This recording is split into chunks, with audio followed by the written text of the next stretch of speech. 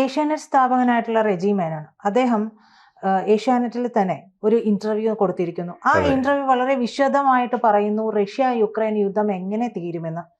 അദ്ദേഹം റഷ്യയിൽ താമസിക്കുന്നയാളാണ് എന്നാണ് മനസ്സിലാക്കുന്നത്. അപ്പോൾ അദ്ദേഹം കുറച്ചുകൂടെ അടുത്ത് നിന്ന് കാണുന്നുണ്ട് കാര്യങ്ങളെ. നമ്മളിവിടെ ഊതിപ്പെരിപ്പിക്കുന്ന തരത്തിലുള്ള കാര്യങ്ങളല്ല, കൃത്യമായിട്ട് അദ്ദേഹം പറയുന്നു എങ്ങനെയായിരിക്കും ഇതിന്റെ ഒരു അന്ത്യം എന്നുള്ളത്. എങ്ങനെയാണ് മാഷി അതിനെ നമ്മൾ നോക്കി കാണേണ്ടത്? ഡോക്ടർ റെജി മേനോന്റെ നിരീക്ഷണങ്ങൾ ഒരു മലയാളി എന്ന നിലയിൽ റഷ്യയിൽ ദീർഘകാലമായി താമസിക്കുന്ന റഷ്യക്കാർക്കും നമുക്കും പ്രിയപ്പെട്ട വ്യവസായി എന്ന നിലയിൽ മാത്രമല്ല, മലയാളത്തിന് ആദ്യമായി ഒരു ടെലിവിഷൻ ചാനൽ കൊണ്ടുവന്ന ഏഷ്യാനെറ്റിൻ്റെ സ്ഥാപകൻ 93-ലാണത്. അത് കഴിഞ്ഞിട്ട് ഏറെക്കാലം കഴിഞ്ഞിട്ടാണ്, കഴിഞ്ഞ 2000-ൽ ഒരു 20-25 കൊല്ലം മുമ്പാണ് കേരള സ്റ്റേറ്റ് ആദ്യമായി ഒരാളെ IT man of the year ആയി അവാർഡ് കൊടുക്കുന്നത് അദ്ദേഹത്തിനാണ്. അപ്പോൾ നമുക്കും റഷ്യക്കൊക്കെ പ്രിയപ്പെട്ട ഒരാളാണ്. അതുകൊണ്ട് റഷ്യയിൽ നിന്നുകൊണ്ട് ഈ റഷ്യൻ ഉക്രൈൻ യുദ്ധത്തെ കാണുന്ന ഒരാളെന്ന നിലക്ക് അദ്ദേഹത്തിൻ്റെ നിലപാടുകളെ നമുക്ക് വിശ്വാസത്തിലെടുക്കാമെന്ന് തോന്നുന്നു. മാത്രമല്ല, അദ്ദേഹത്തിന് പ്രത്യേകിച്ച് ഇവിടെയോ അവിടെയോ രാഷ്ട്രീയ താല്പര്യങ്ങളൊന്നുമില്ല. അതുകൊണ്ട് അദ്ദേഹത്തിൻ്റെ നിലപാട് കുറെ കൂടി ഷാർപ്പാണെന്ന് വേണം കരുതാൻ. അപ്പോൾ പക്ഷേ അദ്ദേഹം ദീർഘമായി ഇപ്പോൾ ഏഷ്യാനെറ്റിൻ്റെ ഈ വാർഷികത്തോടനുബന്ധിച്ച് കുറേ കാലത്തിന് ശേഷം വന്നപ്പോൾ ഏഷ്യാനെറ്റിന് കൊടുത്ത സിന്ധു സൂര്യകുമാറിന് കൊടുത്തൊരു ഇൻ്റർവ്യൂവിൽ ഈ റഷ്യൻ ഉക്രൈൻ യുദ്ധത്തിൻ്റെ ഭാവി പറയുന്നുണ്ട്. ആ ഭാവി വളരെ ആശങ്കാജനകമാണ്, നമ്മൾ മനസ്സിലാക്കിയൊന്നുമല്ല. അപ്പോൾ തീർച്ചയായിട്ടും ഒരു കാര്യം ഉറപ്പാണ്, ഇപ്പോൾ നമ്മൾ മനസ്സിലാക്കുന്നത് ഒരു കാര്യം നമുക്ക് നേരത്തെ തന്നെ നമ്മുടെ ടോക്സിലൊക്കെ നമ്മൾ പറഞ്ഞിട്ടുണ്ട്, റഷ്യ ഉക്രൈൻ തിരിച്ചു പോകുന്ന പ്രശ്നമേ ഇല്ല. റഷ്യ എവിടെയെങ്കിലും ഒന്ന് എത്തിച്ചിട്ടേ അടങ്ങുകയുള്ളൂ. പക്ഷേ റെജി മേനോൻ കുറെ കൂടി കൃത്യമായി പറയുന്നൊരു കാര്യം, ഉക്രൈനെ ആക്രമിച്ച് കീഴടക്കുക എന്നത് റഷ്യയുടെ ലക്ഷ്യമല്ല, മറിച്ച് ഉക്രൈനെ ഉപയോഗപ്പെടുത്തി റഷ്യയെ ശരിപ്പെടുത്താനുള്ള അമേരിക്കയുടെയും യൂറോപ്യൻ രാജ്യങ്ങളുടെയും അജണ്ടയെ ചെറുക്കുകയാണ് റഷ്യയുടെ നിലപാട്. അതാണ് അദ്ദേഹം പറഞ്ഞത്. ഇപ്പോൾ 2014-15 റഷ്യ 2014 ഒരു ഉക്രൈനിൽ ആദ്യത്തെ ഇഷ്യൂ നടക്കുന്നത്, ഉക്രൈനിലൊരു കലാപം ഉണ്ടായി. അതിന് മൈദാൻ കലാപം എന്നാണ് നമ്മൾ പറയുന്നത്, മൈദാൻ കലാപം. ഈ മൈദാൻ കലാപത്തിൻ്റെ പ്രശ്നം എന്താ വെച്ചാൽ, അന്ന് ഉക്രൈനിലുണ്ടായിരുന്ന ഭരണകൂടത്തെ മാറ്റുക.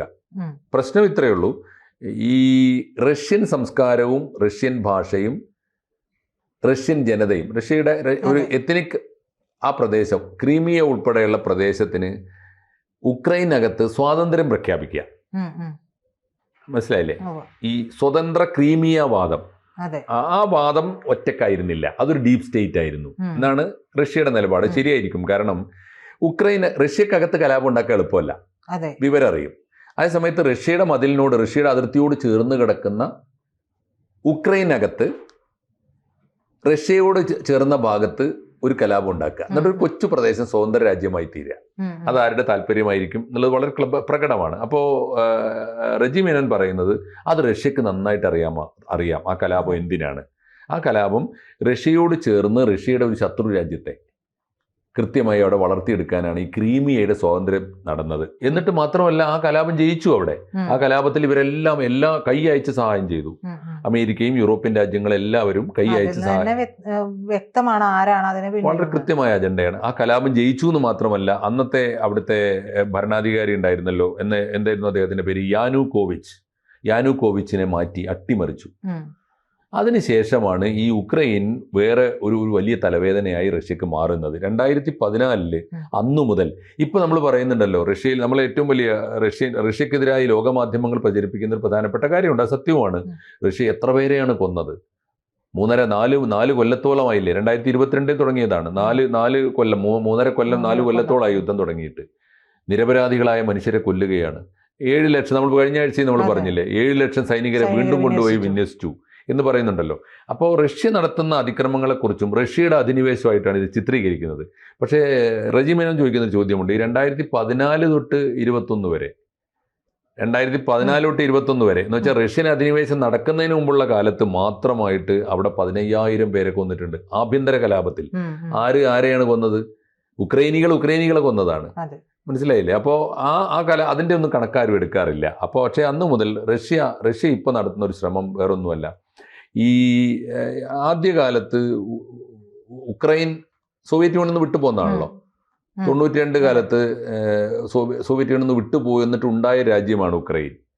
അപ്പോഴും അതിർത്തി നിശ്ചയിച്ചപ്പോൾ ക്രീമിയ ഉൾപ്പെടെയുള്ള പ്രദേശങ്ങൾ അതിനകത്തുണ്ട്, വലിയ കുഴപ്പമുണ്ടായിരുന്നില്ല. പക്ഷെ ആദ്യകാലത്ത് അവിടെ അധികാരത്തിൽ വന്ന ഭരണാധികാരികളൊക്കെ റഷ്യൻ ജനതയ്ക്ക്, അവിടുത്തെ റഷ്യൻ വംശക്കാരായ ജനതയ്ക്ക്, അവരുടെ ഓർത്തഡോക്സ് വിശ്വാസത്തിന്, അവരുടെ ഭാഷയ്ക്ക്, റഷ്യൻ ഭാഷയ്ക്ക് ഒക്കെ വലിയ വില നൽകിയിരുന്നു, വലിയ ബഹുമാനപൂർവ്വം അതിനോട് പെരുമാറിയിരുന്നു. അന്ന് വലിയ കുഴപ്പമുണ്ടായിരുന്നില്ല അവിടെ. പക്ഷെ പിന്നീട് വന്ന ഗവൺമെൻറ്റുകൾ വംശീയമായ വിരോധം തുടങ്ങി. നമ്മുടെ ഈ കാശ്മീരിലൊക്കെ തുടങ്ങിയതുപോലുള്ള ഇഷ്യൂസ് തുടങ്ങി. അവർ വേറിട്ട് നിൽക്കാനുള്ള പ്രവണത വന്നു. അവർ വിഘടനവാദികളാണെന്ന് ലോകം മനസ്സിലാക്കി. അമേരിക്കയും കൂട്ടാളികളും അവരെ സഹായിച്ചു. അതാണ് അതിൻ്റെ പിന്നിലുള്ളത്.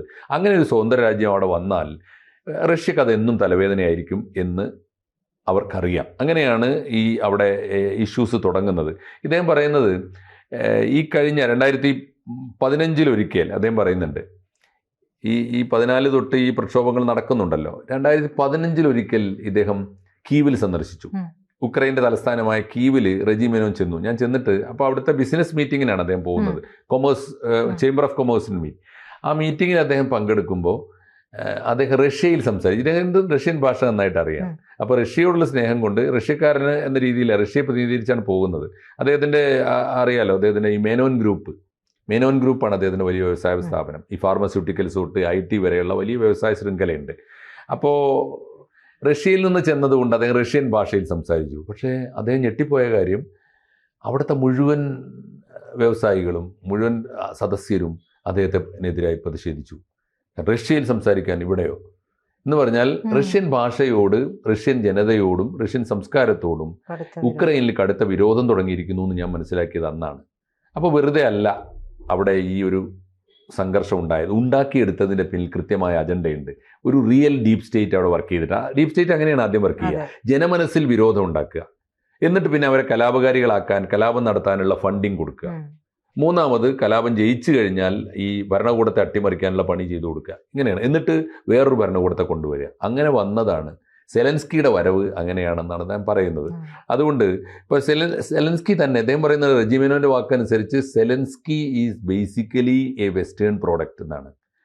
പാശ്ചാത്യ രാജ്യങ്ങളുടെ ഒരു നിർമ്മിതിയാണ്. അദ്ദേഹം ഒരു കൊമേഡിയൻ ആയിരുന്നല്ലോ, അറിയില്ല. സെലൻസ്കി ഒരു കൊമേഡിയൻ, വെറും കൊമേഡിയനായ ഒരാളുടെ ജനപ്രീതി ഉപയോഗപ്പെടുത്തിയിട്ട് അദ്ദേഹത്തെ സമർത്ഥമായി ഭരണകൂടത്തിൻ്റെ തലപ്പത്ത് എത്തിക്കുകയാണ് ചെയ്തത്. അത് വളരെ കൃത്യമായ ഒരു അജണ്ട അതിൻ്റെ പിന്നിലുണ്ട് എന്നാണ് അദ്ദേഹം പറയുന്നത്. സെലൻസ്കിയുടെ ഭാര്യയും കുടുംബവും ലണ്ടനിൽ പോയി അഭയാർത്ഥികളായി കഴിഞ്ഞിട്ട് എന്തുമാതിരി ആഡംബര ജീവിതമാണ് നയിക്കുന്നതെന്ന് അറിയാമോ എന്ന് റെജി മെനോൻ ചോദിച്ചാൽ അദ്ദേഹം നമുക്ക് സത്യസന്ധമായിരിക്കും. കാരണം അദ്ദേഹത്തിന് ലണ്ടനിലും പരിചയമുണ്ട്, റഷ്യയിലും പരിചയമുണ്ട്, നമ്മളെക്കാൾ അടുത്ത് ജീവിക്കുന്നവരല്ലേ. അപ്പോൾ നമ്മൾ അത്ഭുതപ്പെട്ടു പോകും. അവിടുത്തെ ഏറ്റവും വില കൂടിയ കാറൊക്കെ ആണ് തന്നെ അവർ ഉപയോഗിക്കുന്നത്. ലണ്ടനിൽ പോയി താമസിക്കുന്ന അപ്പോൾ അങ്ങനെ കടുത്ത ആഡംബര ജീവിതം നയിക്കുന്നുണ്ട്. ഇത് ആരുടെ ചെലവിലാണ്? എന്തായാലും ഉക്രൈൻ്റെ ചെലവിലല്ല. ഉക്രൈൻ കടുത്ത സാമ്പത്തിക പ്രതിസന്ധിയിലാണ്. ഉക്രൈൻ ഇപ്പോൾ ചെയ്യുന്നത്, ഈ ഉക്രൈൻ്റെ താല്പര്യം എന്താണെന്ന് അറിയാം. നമ്മൾ വിചാരിക്കും ഉക്രൈൻ എങ്ങനെയെങ്കിലും ഈ യുദ്ധം ഒന്ന് അവസാനിപ്പിച്ച് കിട്ടിയാൽ മതി എന്ന് വിചാരിക്കുന്നു. അല്ല, റെജി മെനോൻ പറയുന്നത് ഈ യുദ്ധം അവസാനിക്കരുതേ എന്ന് ആഗ്രഹിക്കുന്ന ഒരാൾ സെലൻസ്കിയാണ്. കാരണം യുദ്ധത്തിൻ്റെ പേരിൽ ലോകമെങ്ങുമുള്ള ഈ റഷ്യൻ വിരുദ്ധ ചേരി മുഴുവനും ഫണ്ടിങ് ഉണ്ട്. വലിയ തോതിൽ യുദ്ധത്തിനാണ് ഫണ്ട് കൊടുക്കുന്നത്. അപ്പോൾ അമേരിക്ക വലിയ തോതിൽ കൊടുക്കുന്നുണ്ട്, യൂറോപ്യൻ യൂണിയൻ മുഴുവൻ കൊടുക്കുന്നുണ്ട്. മാത്രമല്ല അവരുമായിട്ട് വളരെ പരസ്യമായ ഉടമ്പടി ഉണ്ടാക്കി ഇദ്ദേഹം. യൂറോപ്യൻ യൂണിയനും അമേരിക്കയുമായി ഒരു ഉടമ്പടി, റഷ്യയുടെ തൊട്ട് താഴെ കിടക്കുന്ന ഒരു കൊച്ചു രാജ്യം ഉണ്ടാക്കിയാൽ ഉള്ള അപകടം അറിയാലോ.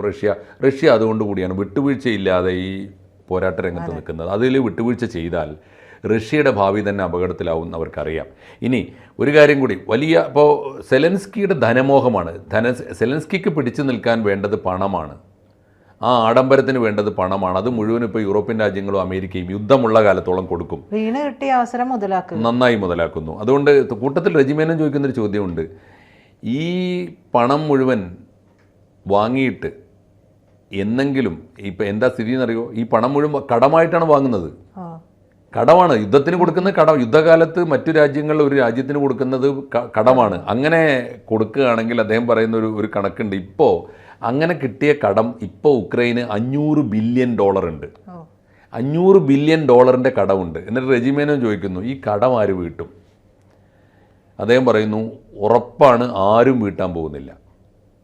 ആ കടം ഉക്രൈൻ്റെ മേൽ, ആ കടം മാത്രം മതി യുദ്ധം അവസാനിച്ചാൽ ഉക്രൈൻ എന്നേക്കുമായി അവസാനിക്കാൻ. അതുകൊണ്ട് ആ കടം നേരിടാതെ തന്നെ ഉക്രൈൻ മൂക്കുകുത്തി വീഴും. അങ്ങനെ ആകുമ്പോൾ ഈ യുദ്ധത്തിൻ്റെ പരിണതി എന്താകും? ഒരു കാര്യം തീർച്ചയാണ്, കടം വീട്ടാനാവാതെ ഉക്രൈന് പകരം ഉക്രൈൻ എന്ന രാജ്യത്തെ തന്നെ വീതം വെച്ച് കൊടുക്കേണ്ടി വരും. അപ്പോൾ വളരെ നമ്മുടെ ആകാംക്ഷയിൽ നിൽക്കുമ്പോൾ ഇതെങ്ങനെയാണ് ഒരു രാജ്യം വീതം വെച്ച് കൊടുക്കുക? സംശയം വേണ്ട, വീതിച്ചെടുക്കും. കാരണം എന്താ, റഷ്യക്കാകെ ഒരു താല്പര്യമുള്ളൂ, ഈ ക്രീമിയ പ്രദേശം ഒരു സ്വതന്ത്ര രാജ്യമായിട്ട് റഷ്യക്കെതിരായിട്ട് വരാൻ പാടില്ല. അപ്പോൾ റഷ്യ മാത്രമല്ല, ആ പ്രദേശത്തുകാർക്ക് ഇപ്പോൾ അവിടെ വിവേചനം നേരിടുന്നതുകൊണ്ട്, സാംസ്കാരികമായ വിവേചനം നേരിടുന്നതുകൊണ്ട് ആ പ്രദേശത്തെ റഷ്യൻ വംശക്കാർക്ക് റഷ്യയോട് ചേരുന്നത് സന്തോഷമാണ്. റഷ്യ സന്തോഷത്തോടെ ക്രീമിയ പ്രദേശത്തെ ഉക്രൈനിൽ നിന്ന് അടർത്തിയെടുത്തിട്ട് സ്വതന്ത്ര രാജ്യമാവാൻ അനുവദിക്കാതെ റഷ്യയുടെ ഭാഗമാക്കി അറ്റാച്ച് ചെയ്യപ്പെടും. കിഴക്ക് ഭാഗം എന്ന് പറഞ്ഞാൽ ഇപ്പോൾ ഉള്ള ഉക്രൈൻ്റെ കിഴക്ക് ഭാഗം റഷ്യ എടുക്കും. അവരിപ്പോൾ ആവശ്യപ്പെട്ടിരിക്കുന്ന കാര്യങ്ങളും ഇതൊക്കെ തന്നെ ഇത് തന്നെയാണ്. എന്ന് വെച്ചാൽ റഷ്യയുടെ പ്ലാനാണ് ഈ അവരാവശ്യപ്പെടുന്നത്. ആ പ്ലാൻ അനുസരിച്ച് പോകും. കിഴക്ക് ഭാഗം റഷ്യ എടുക്കും, റഷ്യക്ക് ആവശ്യമുള്ള ഭാഗം. 2 പടിഞ്ഞാറ് ഭാഗം ഈ ഉക്രൈനെ സഹായിക്കാൻ വേണ്ടി കൂടെ കൂടിയ 3 യൂറോപ്യൻ രാജ്യങ്ങളുണ്ടല്ലോ, അവർക്കും റഷ്യയെ കണ്ടുകൂടാ. പോളണ്ടിനെ കഴിഞ്ഞ മാസം റഷ്യ ആക്രമിച്ചില്ലേ, വെറുതെ ആയിരുന്നില്ല, അത് നിലക്ക് നിന്നോന്ന് പറയാനാണ്. പോളണ്ട് യുക്രൈനിൽ കളിക്കുന്നുണ്ട്, ഹംഗറി കളിക്കുന്നുണ്ട്, റുമേനിയയും കളിക്കുന്നുണ്ട്. തൊട്ടയൽപ്പക്കത്തുള്ള രാജ്യങ്ങളാണ്. ഈ 3 രാജ്യങ്ങളും റഷ്യക്കെതിരായി ഉക്രൈനിൽ കയറി കളിക്കുന്നുണ്ട്. ഈ 3 രാജ്യങ്ങൾക്കും താല്പര്യമുണ്ട്. ഈ ഉക്രൈൻ്റെ പടിഞ്ഞാറേ ഭാഗങ്ങൾ അവർക്ക് ആവശ്യമുണ്ട്, അത് അവരും എടുക്കും. റെജിമെനും പറയുന്നത് മധ്യഭാഗം കുറച്ച് ഭാഗം ബാക്കിയുണ്ടാവും, ആ ഭാഗത്ത് സമ്പന്നമായ എണ്ണയുണ്ട്, അവിടെ അങ്കിൾ സാമിൻ്റെ കണ്ണ് വളരെ കൃത്യമാണ്.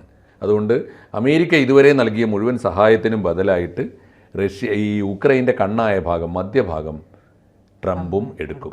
അങ്ങനെ ഈ കൊച്ചു ഉക്രൈനെ കഷ്ണം വെട്ടി വീതിച്ച് ഈ പല പടിഞ്ഞാറൻ രാജ്യങ്ങളുടെ താല്പര്യത്തിന് വേണ്ടി വീതം വെച്ചെടുക്കുമ്പോൾ സ്വാഭാവികമായിട്ടും റഷ്യ അവർക്ക് താല്പര്യമുള്ള, ആ ജനതയ്ക്ക് കൂടി താല്പര്യമുള്ള ഒരു പ്രദേശം അവരും എടുക്കും. ഇന്നല്ലെങ്കിൽ നാളെ അധികം വൈകാതെ ഇതായിരിക്കും റഷ്യൻ ഉക്രൈൻ യുദ്ധത്തിൻ്റെ അവസാനം എന്ന് ഡോക്ടർ റെജി മേനോൻ പറഞ്ഞു വെക്കുമ്പോൾ ഒരുപക്ഷെ അദ്ദേഹം നടത്തിയ ഏറ്റവും ആഗോള രാഷ്ട്രീയത്തിലെ ഏറ്റവും ശ്രദ്ധേയമായ സ്റ്റേറ്റ്മെൻറ്റാണ് ഈ ഇൻ്റർവ്യൂവിൽ പറഞ്ഞിരിക്കുന്നത്. നമുക്ക് കൂടി താല്പര്യമുള്ളതാണ്, ലോകത്തിന് താല്പര്യമുള്ളതാണ് ഈ വിഷയം എന്നതുകൊണ്ട് റഷ്യൻ യുദ്ധത്തെക്കുറിച്ചുള്ള ഡോക്ടർ റെജി മേനോൻ്റെ നിരീക്ഷണങ്ങൾ ഒരു പ്രവചനം പോലെ നമുക്ക് പ്രേക്ഷകർക്ക് കൈമാറാം. കൂടുതൽ വാർത്തകളും വിശേഷങ്ങളും നിങ്ങളിലേക്ക് എത്താൻ ABC മലയാളം സബ്സ്ക്രൈബ് ചെയ്യുക, ബെൽ ബട്ടണും അമർത്തുക.